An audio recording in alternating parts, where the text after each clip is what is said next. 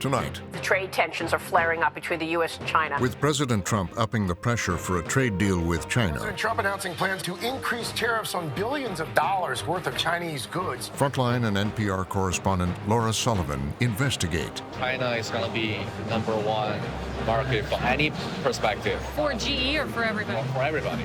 The forces behind the conflict, We're not in a trade war, we're in a techonomic war. both here and abroad. This is a great power struggle. Do you think that Americans should be worried? Oh, yes, I think so. And what's at stake? Tariffs announced by the Trump administration. China is now punching back. China has a 10-year, 20-year, 50-year plan. They've outsmarted us. They've done some things that we don't agree with. We got to fix our system to compete with China. We do have a chance to see the new Cold War. I think it's a comprehensive confrontation. That's dangerous. Tonight on Frontline, Trump's trade war.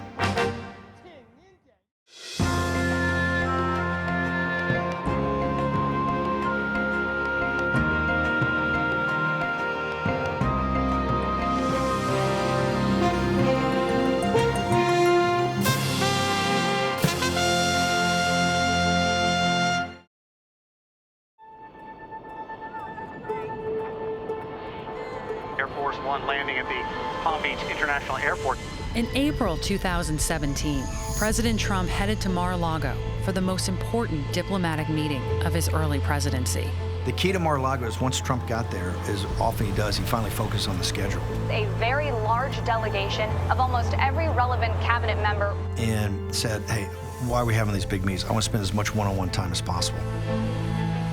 First one president arrives, and then another. Within hours, President Xi of China was on the ground, bringing together the leaders of the world's two largest economies. One of the things that President Trump believes, he believes in this totally, is that personal relationships of great powers can make a difference. The president's face-to-face for the first time.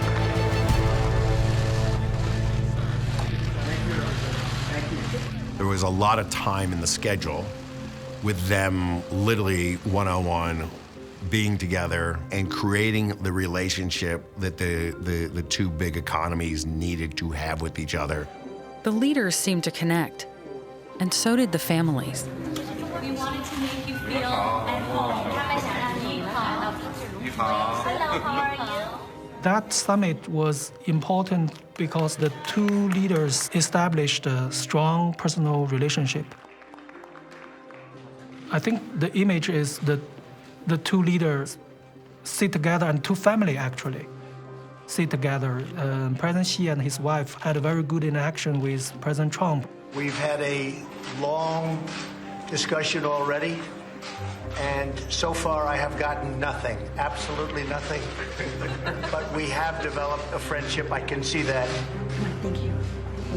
We say, okay, you see, President Trump is a president that we can work with, and he is someone that we can talk to. He's a reasonable leader, and maybe he can do something the ordinary, conventional U.S. leader won't do. So the expectation was very high, and the hope was maybe they can control the situation, and they can work together to solve the problem gradually. But long-standing problems between the countries were reaching a crisis. And despite the promising start and all the optimism, I believe lots of very potentially bad problems will be going away, so. Within a year, Trump would turn on Xi, imposing billions of dollars in tariffs and leading the United States into a perilous confrontation. The fights were nasty. They came out of Mar-a-Lago. The most intense fights and debates in the White House were about this issue of tariffs, but tariffs as a proxy to the great economic war with China that we're engaged in. There's no middle ground. One side's going to win and one side's going to lose, and so we knew the stakes were high.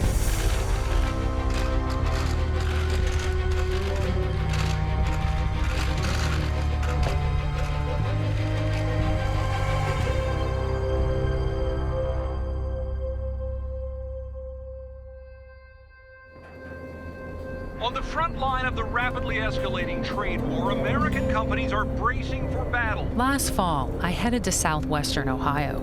President Trump had fired the first shots in his trade war with tariffs on a wide array of imported Chinese goods, from electronics to furniture to steel. President Trump turns up the heat on China. I wanted to see firsthand how these tariffs were playing out on the ground. As things come to a boiling point between the two largest economies in the world, tariffs are now hitting too close to home. Trump claimed the tariffs would help American workers, boost U.S. businesses, and bring life back to places like this, which for decades have been hurt by automation and more recently, imports from China.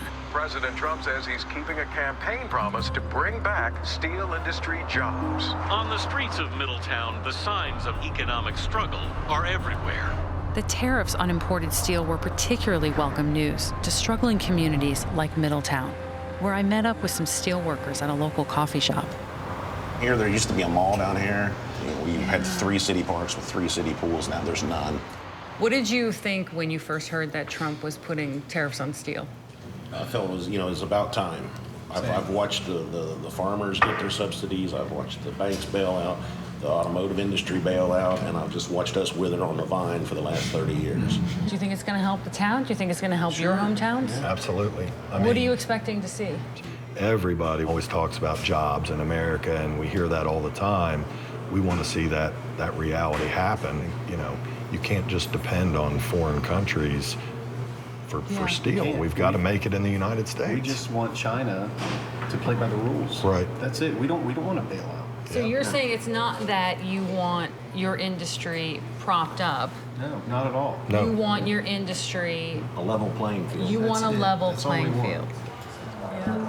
But using tariffs to level the playing field has a flip side.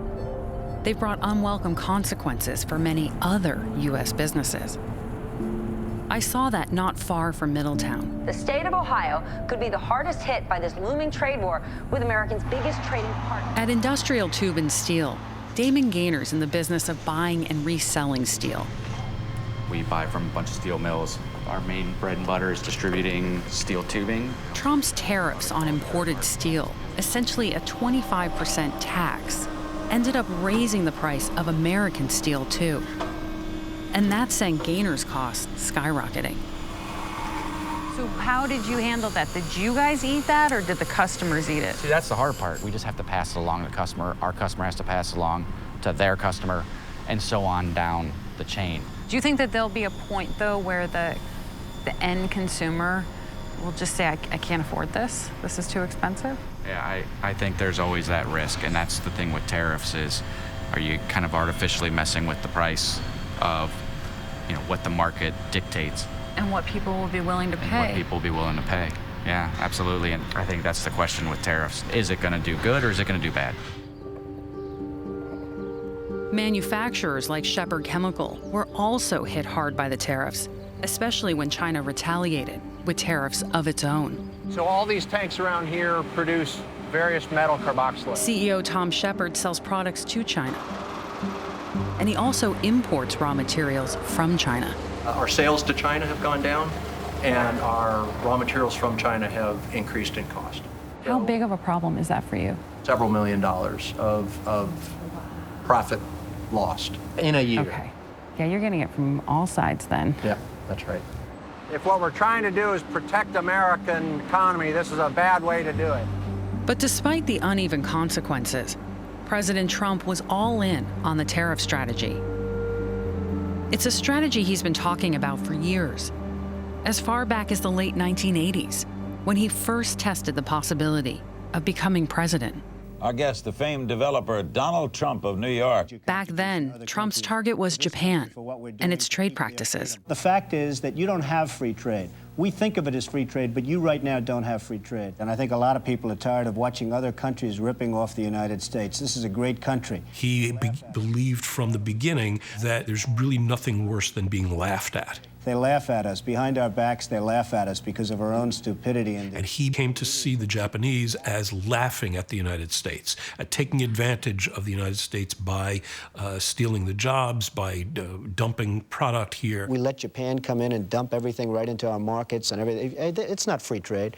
If you ever go to Japan right now and try to sell something, forget about it, Oprah. Just forget about it. It's almost impossible. After Japan's economy cratered, Trump shifted his ire to a rising economic power, China. They are ripping us like we've never been ripped before. If you look at Japan, if you look at China, where we lose $100 billion a year with China. He's been saying the same thing for 30 years.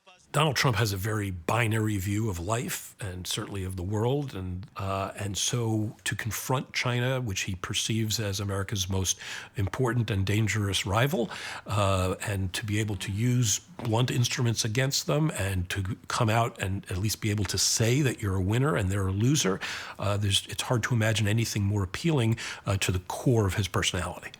Please welcome the next president of the United States, Mr. Donald J. Trump. By 2016, Trump's message had finally found an audience, and his focus on trade and China had found its moment.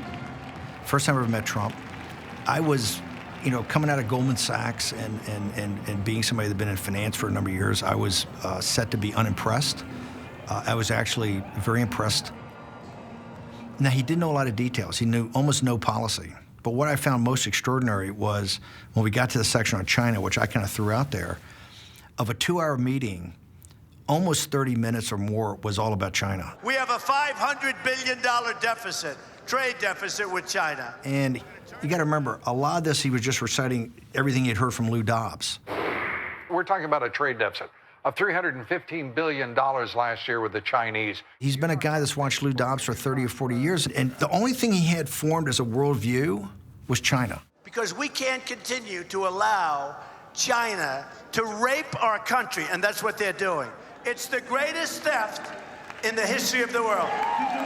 He talked in this kind of vernacular that kind of hit people in the gut, and particularly when we talked about trade and job shifting overseas. What was his message to these people on trade? China's to blame? The message is very simple, is that the elite ship the jobs overseas, and I'm going to bring it back. Thank you, Indiana. That message helped propel Trump to the presidency. And once there, he assembled his team of advisors on trade. To oversee economic policy, he brought in the former president of Goldman Sachs, Gary Cohn.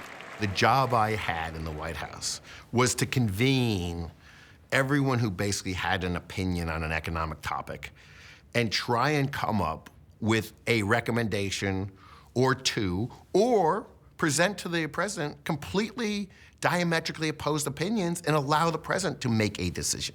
In the Roosevelt Room, we would have a trade meeting every Tuesday, and then we would take some version of that into the Oval in a smaller group. If you take all the other nastiness and the things like the Paris Accord and TPP, all this other stuff, roll it up and put it to the factor of 10, they don't compare to these weekly nasty trade meetings. From the start, the weekly trade meetings surfaced deep divisions among Trump's advisors over how to deal with rising economic tensions with China. The two camps came to be known as the Globalists and the Nationalists. On the one side, the Globalists included former Wall Street executives like Gary Cohn and Steve Mnuchin. On the other side, the Nationalists included Bannon, along with Robert Lighthizer, and Peter Navarro, a hawkish economist whose film Death by China caught Trump's attention. Problems facing America, its increasingly destructive trade relationship with a rapidly rising China.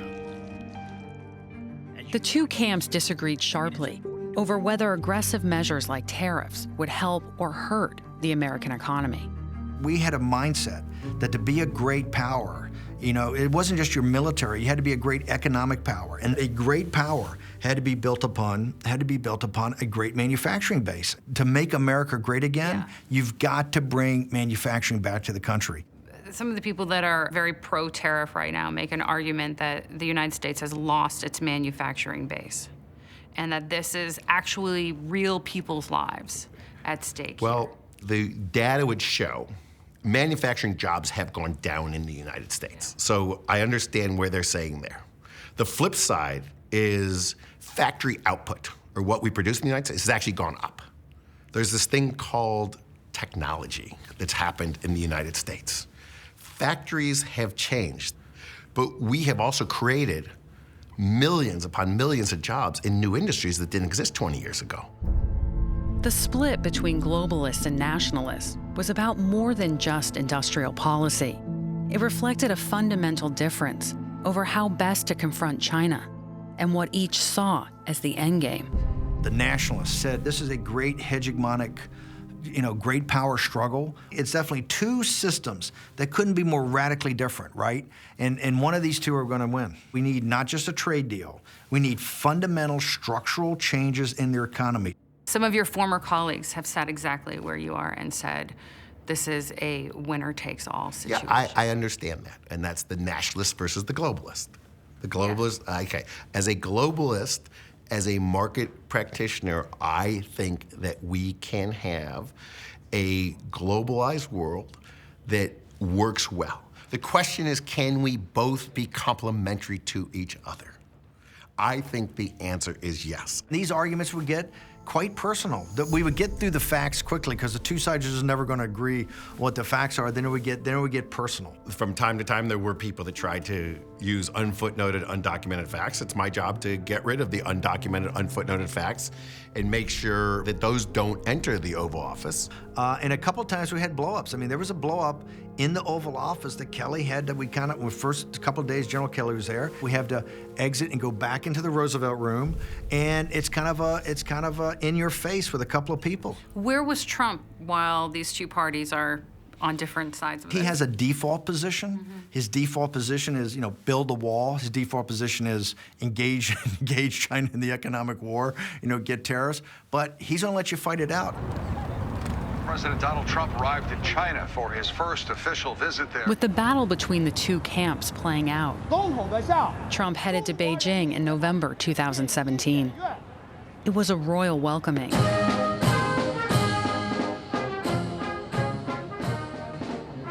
Filled with pomp and ceremony, and the two leaders seemed ready to work together.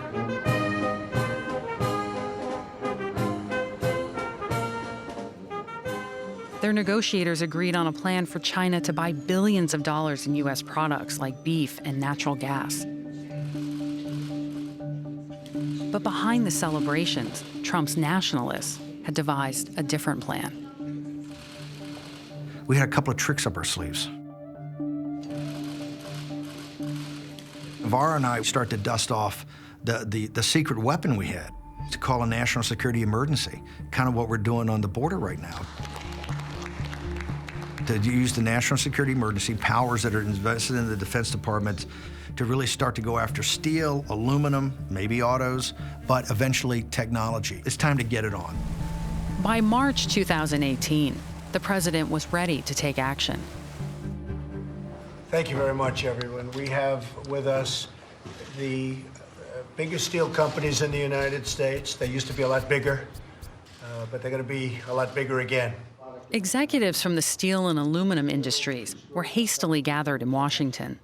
They were all called to the White House, had the meeting, and at that time, the president announced what he was going to do. Next week, we'll be imposing tariffs on steel imports and tariffs on aluminum imports. What was the reaction? The reaction was surprise. It'll be 25% for steel. It'll be 10% for aluminum. This moment was a seminal moment in trade policy because it's the most aggressive use of this kind of trade law approach ever. This is done under the theory of national security. We need it. We need it even for defense, if you think. I mean, we need it for defense. We need great steel makers. Steel was important to our national security broadly. Military, critical infrastructure, and the economy as a whole. And that had never been done before. Thank you very much, everybody. Thank you. Thank you very much. The sweeping steel tariffs also surprised America's closest allies. It turns out those tariffs hurt U.S. allies more than China. That's because allies like Canada sell much more steel to the U.S. than China does. At the State Department, the top China specialists quickly started getting complaints. What were some of the United States allies saying? Well, certainly The Allies were very much taken aback that they were the target of the steel tariffs. They don't understand the focus on tariffs. They don't understand the focus on deficits. They don't understand the rejection of the international trading, norms and institutions. They don't understand the U.S.'s rejection of global free trade, since this is the system that we basically set up. Trump had upended decades of U.S. trade policy, determined to start a fight he felt was his. In several meetings, even in high-level meetings with the president, some foreign leaders, offered, they said, we want to help with China, we want to do this together with you. But he seemed to think that this was his fight alone and that he wanted to do it mano a mano. At that point, were you disappointed? Were you frustrated? If you adamantly believe that something doesn't make sense, you're personally disappointed, but ultimately it's not your decision to make. Within a month, Cohn would leave the White House.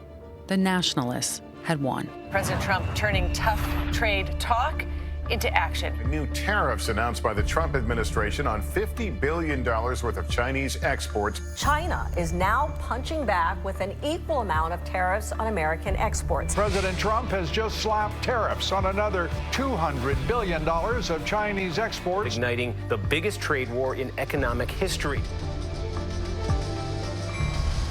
This was the tariff fight that had first brought me to Ohio. It's what was dominating the headlines and the politics. But the view was much different, 7,000 miles away, in China.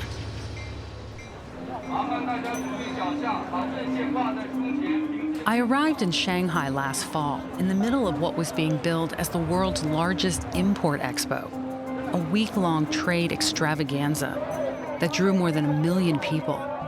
It had been 8 months since Trump's first tariffs, and I wanted to hear what businesses at the expo had to say about the trade war.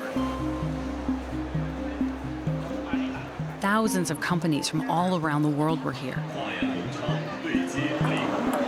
focused on selling their products in the growing Chinese market. We have actually a very special Italian wine, the cream of the top of the Italian wines. U.S. companies have been doing business here for decades and seemed unfazed by the trade war. China is going to be the #1 market from any perspective. And for GE or for everybody? For everybody. With 1.4 billion customers, China's a market U.S. companies can't resist. We've been in the China market for 34 years. We have over 40 wholly owned or joint venture subsidiaries in the market. So very, very important to DuPont. It seemed like business as usual. So what do you think the trade war will do? That's another thing you really just have to not worry about, because today I met myriads of Chinese business people, men and women, that look you in the eye and they want to do business with you. They do. And you're going to find a way. It was hard to gauge if Trump's tariffs were having any impact here. As I traveled around the country, Ni hao. Hello. Some Chinese businesses told me they'd been hurt a bit, and others not much at all. When it came to the trade war, even the government was downplaying it. One of China's top trade officials agreed to talk to me. Why do you think the U.S. and China are in a trade dispute right now? I think we may have different perceptions. Mm-hmm. We think that the Pacific Ocean, as in President Xi's words, big enough to accommodate the two economies. We do not want to have a war, even a trade war, with any country in the world. And we do not have the secret strategy to replace the United States as the global superpower. But U.S. companies have long complained about an economic strategy that China does use. They say it gives Chinese businesses an unfair advantage. The government plays a heavy hand in the market here through massive subsidies and support. Special economic zones, for example, have been created to spur industries the government believes are critical to China's success. I found one 6 hours south of Shanghai. in the industrial port city of Guangzhou. This economic strategy is called the China model. The China model is a blend between national control and ownership of resources and economic activities dominated by private entrepreneurs. 90% of the new jobs are in the private sector. But all the land is still owned by the state. Control of energy resources controlled by the state. Control of the financial system, basically by the state. So you come up with this socialism with Chinese characteristics, or socialist market economy, which is what China calls itself. Here in Guangzhou, the government has prioritized high-tech development, providing support to companies like WM Motor to build electric cars. In 16 months, WM built a massive manufacturing facility that will be able to produce 200,000 electric cars a year. We focus on the intelligent smart car. And this is them? These are the cars? Yes, this is actually the very early stage car. Freeman Shen is the CEO of WM Motor. The China market for auto sales is now the biggest in the world. It's also where American car companies make some of their biggest profits. But they're facing increasing competition from Chinese companies like WM. How does this represent sort of a changing China? Oh, interesting. You know, when a country upgrading the whole industrial base, the best example would be a vehicle, a car industry. Car industry. Yeah, car industry is the representative of the whole industry. You're saying like the cars are the bellwether of how a country is doing. Exactly. Why? Because it's assembly of all kind of technology. It's including software, mechanical, lighting.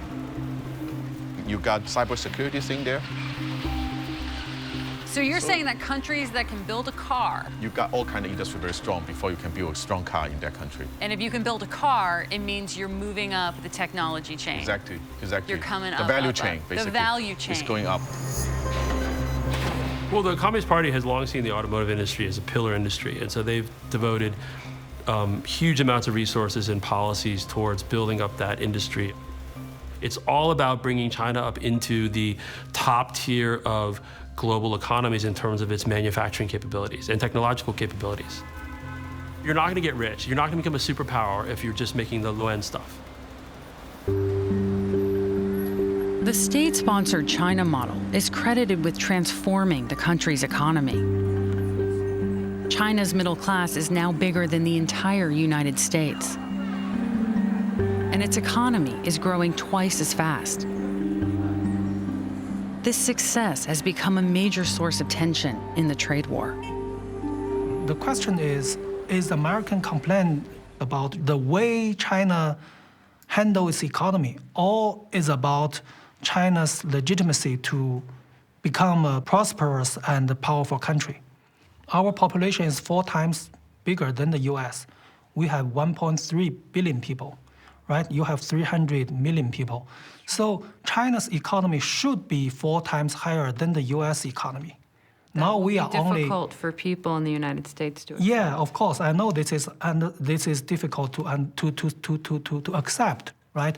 Today we are only 60% of the size of the US. I think we do have the right to be at least as powerful as the US, and even one day much powerful than the US. Do you think that Americans should be worried? Oh, yes, I think so. Yes, they should. You know, the Chinese government thinking we are become stronger and stronger. Yeah. And the US still #1, big brother, right? Big brother. I hope the big brother not trying to punch me on my face. And the big brother was thinking, you know, this little brother someday probably will do something to me. I think that it is. I think that really depends on the intelligence of both countries' leader to make sure worry is fine, but please don't fight.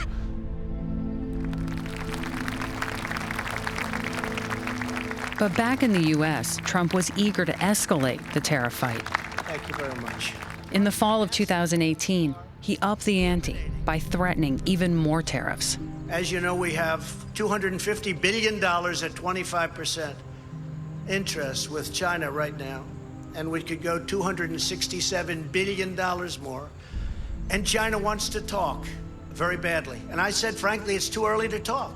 Can't talk now because they're not ready, because they've been ripping us for so many years. Trump's position was that it was time to hit back, and that prior administrations have been too soft on China. Deficits, they have a surplus of $375 billion with a B with the United States. And it's been that way for years and years and years. I don't blame China. I blame our leadership. They should have never let that happen. And I told that to President Xi. I said, but while Trump was blaming his predecessors, we were hearing about other reasons why the problems with China had gone on so long. Dozens of interviews we did in China and the US pointed to an unlikely obstacle: American businesses themselves. They were worried about the operations they had in China, whether they would lose the profitability. One of the biggest problems the US has had with China over the years is what's come to be known as forced tech transfer, where companies wanting to do business in China say they're pressured to give up their technology.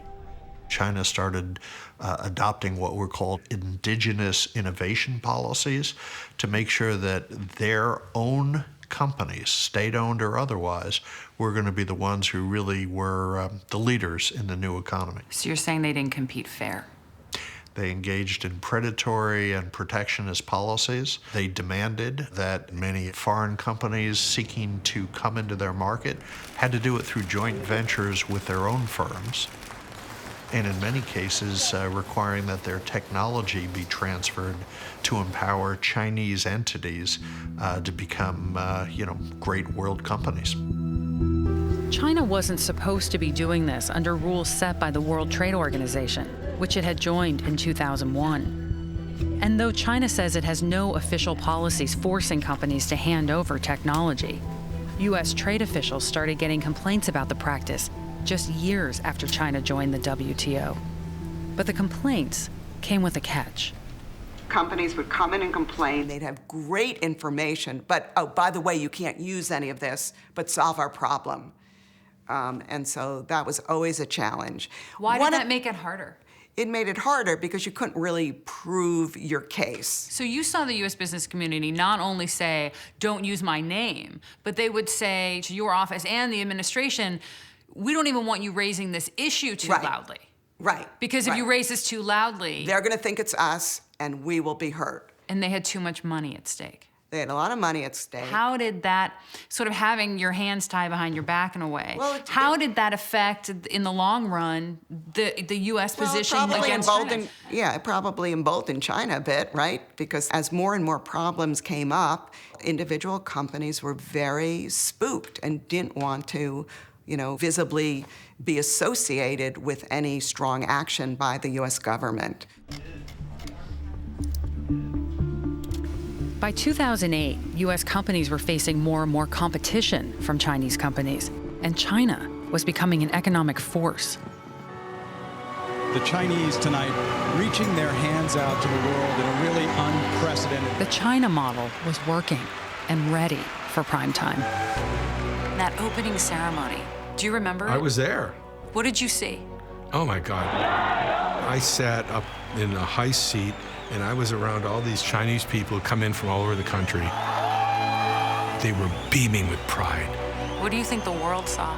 The world saw a pretty incredible place. I think it blew the world away on holy cow.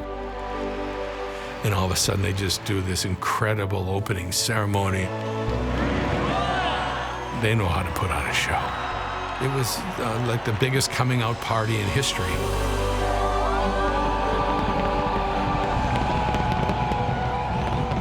It was go-go years in Beijing. Everything was possible. And there was still a lot of respect for the U.S. and the U.S.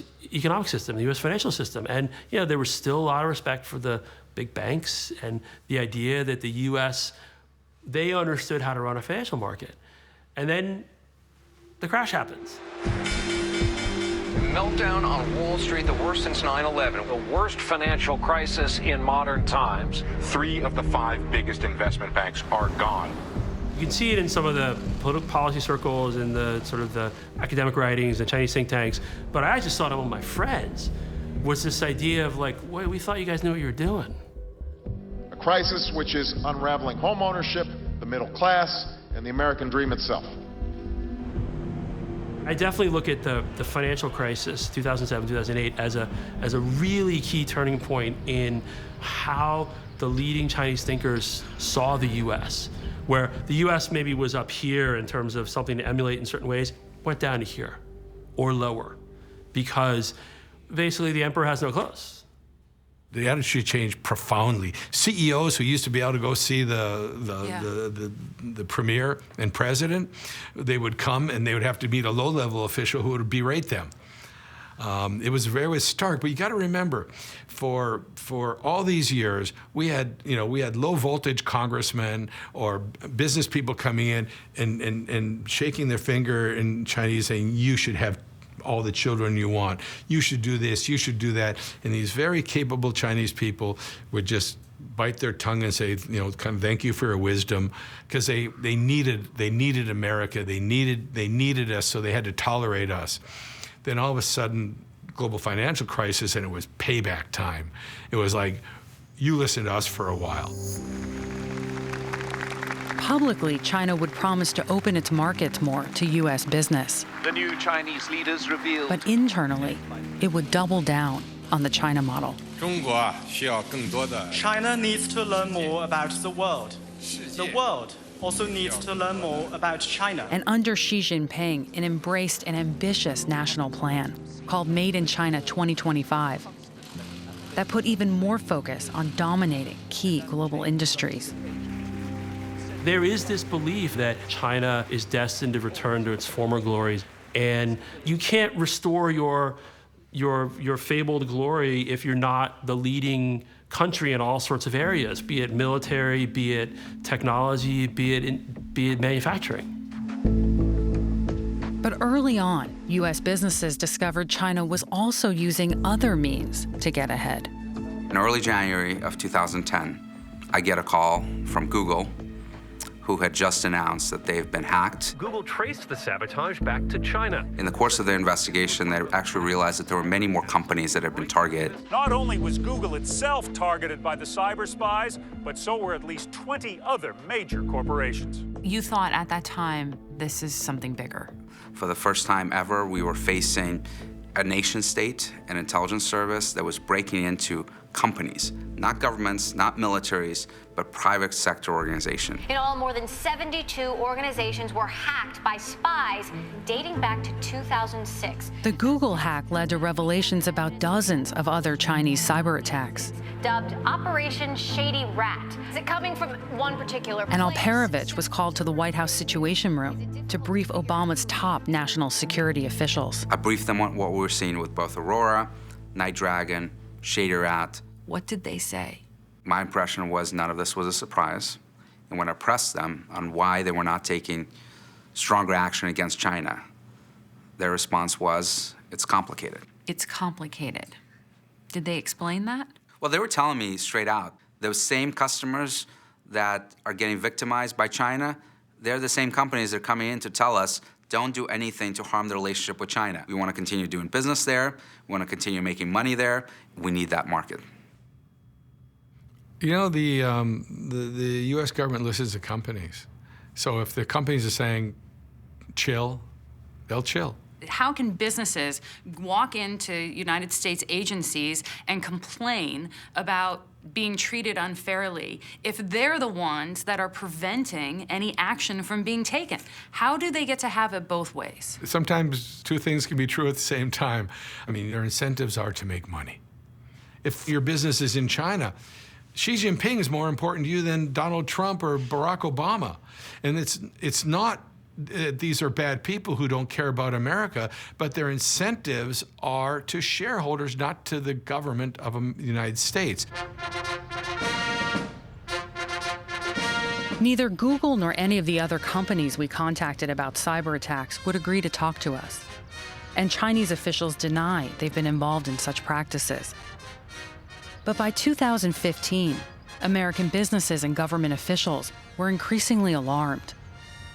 In negotiations with President Obama, Xi pledged that China would not engage in economic cyber hacking. I believe that we have made significant progress in enhancing understanding between our two nations. Obama also brokered a major trade agreement with allies, the Trans-Pacific Partnership, or TPP. It was supposed to put pressure on China to fix the growing economic problems between the two countries. But all of that would come unraveled with a new president in the White House.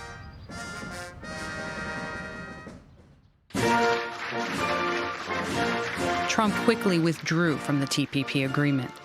And by the fall of 2018, with his own trade negotiations stymied, the conflict was widening. The administration took a tough turn, confronting China aggressively. Releasing a new report tonight detailing just how big the threat China poses. It accused China of breaking the cyber agreement. Chinese intel officers charged with hacking U.S. businesses and engaging in widespread technology This theft. latest indictment adds to the growing tension between the U.S. and China in the middle of this fierce trade war.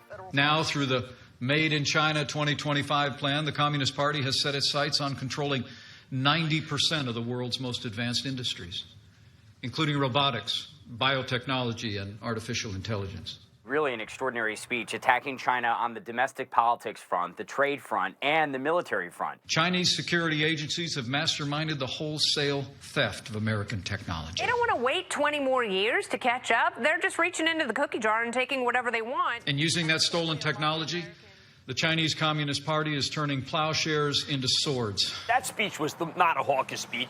That speech was a declaration of economic war and potentially a real war. In China, it was read by everybody all the way up to the top. Did the vice president issue any kind of evidence? As what? As a harbinger of, something really, really different and something that was really alarming for them. Why was it alarming for them? It was a very unnuanced, undiplomatic speech. It was kind of a bill of indictment. Both China and the United States need to make an effort to make sure that the bilateral relations do not get out of control. Our message to China's rulers is this: this president will not back down. That was the point of no return, and it's not being acknowledged enough. It was the most important speech of the whole Trump administration. Early on, the focus of the trade war had been on tariffs and reviving 20th century industries. But it had now become about far more, about who will dominate the cutting-edge industries of the 21st century. So I headed to Silicon Valley, where the battle was being waged. The fear inside this White House is that China is using its vast financial resources to leap ahead technologically of the United States. The Trump administration was trying to restrict China's access to valuable technology developed by American companies. First up, though, this morning, the Trump White House announcing a pivot. Using an existing law related to national emergencies to restrict Chinese investment in sensitive technologies. On Sand Hill Road, I met one of the most experienced high-tech bankers in the Valley, who was troubled by what he was seeing. He told me about a flood of calls he started receiving from Chinese investors about 5 years ago. He remembered one Chinese investor in particular. He'd been sent to invest in technology. Could I help? And I said, well, what kind of technology? And he had difficulty answering the question. And if I pushed him hard, clearly in the end, it would be artificial intelligence, semiconductors, maybe things having to do with automotive. The Chinese government's top priorities. It's Chinese government's top priorities, right. And then I said, well, how much do you have to invest? And he claimed that he had access to $1 billion. $1 billion? Yeah. And then I met a private equity firm that had $15 billion from some entity in the Chinese government. How much money? $15 billion. With a B. Yeah, and they told me that their only mandate was to invest in semiconductors. What did you think of that? I thought, I don't know if this is good. I mean, you've been at the heart of Silicon Valley financing for 35 years. Yeah. What do you think is happening here? I think China is doing its absolute best to make itself self-sufficient from a technological point of view. They realize that in order to accomplish that, They either have got to start pedaling faster on their own, or they've got to buy a lot of technology.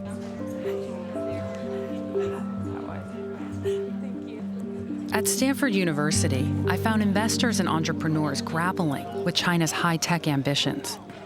Silicon Valley is very much at the heart of the trade war. Why do you say that? The U.S. needs to keep a technological advantage, and Silicon Valley is generating a lot of the innovations that are powering the U.S. in terms of all sorts of different technologies. On this chart, in terms of the Somebody from the business community said, we're not in a trade war, we're in a techonomic war. And I think that's what we probably are really worried about. A lot of Chinese technology companies invest heavily in 5Gs. Now there are areas where they're actually quite competitive, and some areas where they even seem to be maybe having an edge. And you know what? Chinese companies are already working on 6Gs. Despite their worries about China, people here also depend on Chinese investments, and were concerned that the Trump administration would go too far. Do you think the administration had good reason to clamp down on investments from China in Silicon Valley? I think so, but there's a difference between, yes, there's a problem, and the response being measured, appropriate, and grounded. I think they may end up operating to our detriment broadly economically, but also without the ability to collaborate, it's going to be very difficult for the U.S. to keep up. Business used to be the ballast in the relationship because American companies made money, American consumers got cheap goods, kept inflation down, China got know-how, capital, et cetera. The business relationship is now the major conflict because we're both going for all the technologies of the future. We're both racing for global leadership influence. So now business is an irritant, and it's the conflict. As I drove around the valley, I could see the challenge of this high-tech conflict. Chinese businesses are visibly present, tightly connected to the economy. And few people I met here thought the Trump administration's hard line on China would be good for anyone in the long run. The end game here is the decoupling of the American and Chinese economies. Which, by the way, is already underway. And it's going to continue? I think there are people who think that sealing ourselves off is ultimately the best solution. To break China and the United States economies apart. Yeah. But that seems so sad because we could do so much for each other. If your goal was to stop China from advancing, you're not going to accomplish that anyway because they'll just innovate around you.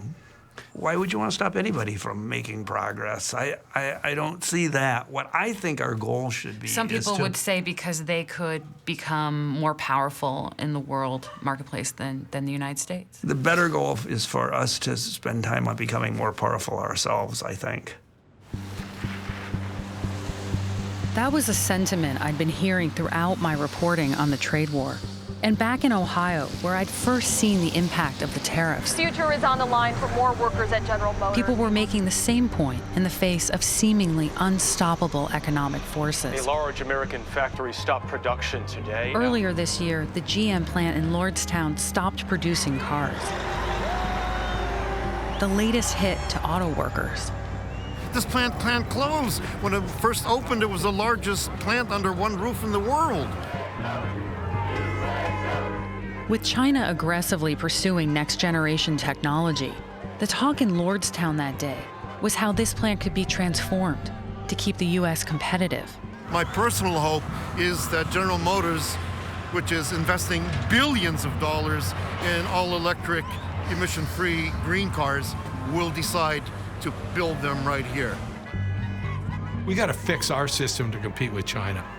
We got to internalize some of this blame and not spend all our time blaming on China. They've outsmarted us. They've done some things that we don't agree with. They've done some things against the agreements they've made, but they're focused on moving ahead. China has a plan. They got a 10-year, a 20-year, a 50-year plan. I mean, we really need to get serious about this in terms of electric vehicles, in terms of new technology, in terms of manufacturing, and make sure that our government is supportive.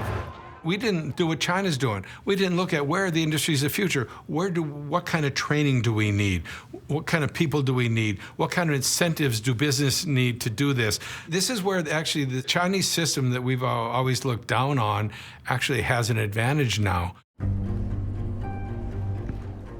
Over the past several weeks in Washington, President Trump has been upping the pressure to get an agreement on at least some of the long-standing issues. We are rounding the turn.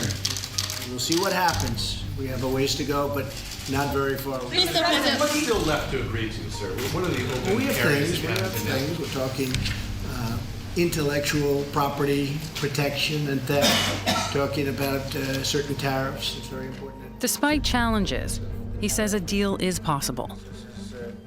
This is the granddaddy of them all, and we'll see if it happens. It's gonna. But whether a deal is made, Trump's trade war has heightened the economic conflict. I think I'll quote my Chinese friends when they say And the specter of a prolonged rivalry looms large. What does Trump want from China? What did the camp in the White House that you were in, what do you want? I believe you need actually a change of the top leaders in the Chinese Communist Party. How on I earth? think the goal into China is quite simply to break the back of this totalitarian mercantilist economic society. You're talking about regime change. Well, first off, nobody in the White House is talking about that, okay? And the president would never even consider that. They're talking about a trade deal and some fundamental economic change. I'm saying one of these two are gonna, this mercantilist, totalitarian system that has a network effect, or the kind of, liberal democratic West. One of those two systems is gonna be the system at the end of the day. Trade wars can get out of control pretty fast. The arrest of a top executive at Chinese telecom. This is really the United States ramping things up against Huawei. Tensions in the South China Sea escalate. Taiwan has become a hot-button issue. Our next major war could be fought against China. This is my optimistic scenario, that we will have a managed tension. But we do have the pessimistic scenario. We do have a chance to see a so-called, I don't like the term, but the new Cold War. I don't think like the one the US have with the USSR, but we will have another type of Cold War that nobody have ever experienced. But I think it's a comprehensive confrontation. That's dangerous. That's really dangerous. And if that happens, it will last for quite a long time. Then that's a tragedy for everyone, I think.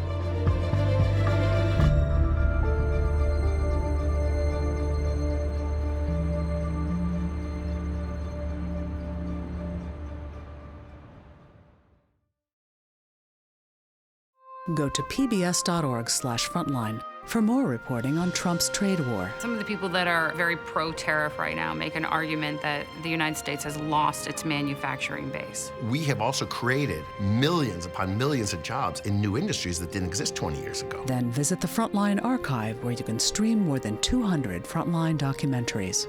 Connect to the Frontline community on Facebook and Twitter, then sign up for our newsletter at pbs.org/frontline. Today we officially open the United States Embassy in Jerusalem. Jerusalem claimed by both Palestinians and Israelis as their capital. What a glorious day. The violence erupted after thousands of Palestinians marched towards the border. Our brave soldiers are protecting the borders of Israel as we speak. The death toll is now more than 60. Frontline investigates what happened one day in Gaza.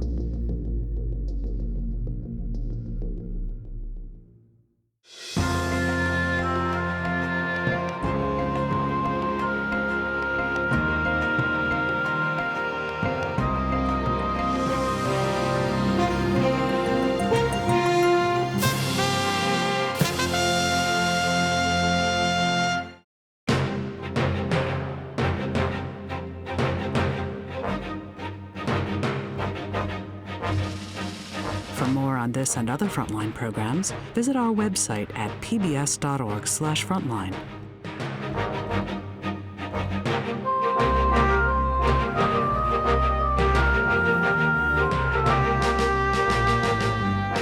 To order Frontline's Trump's Trade War on DVD, visit Shop PBS or call 1-800-PLAY-PBS.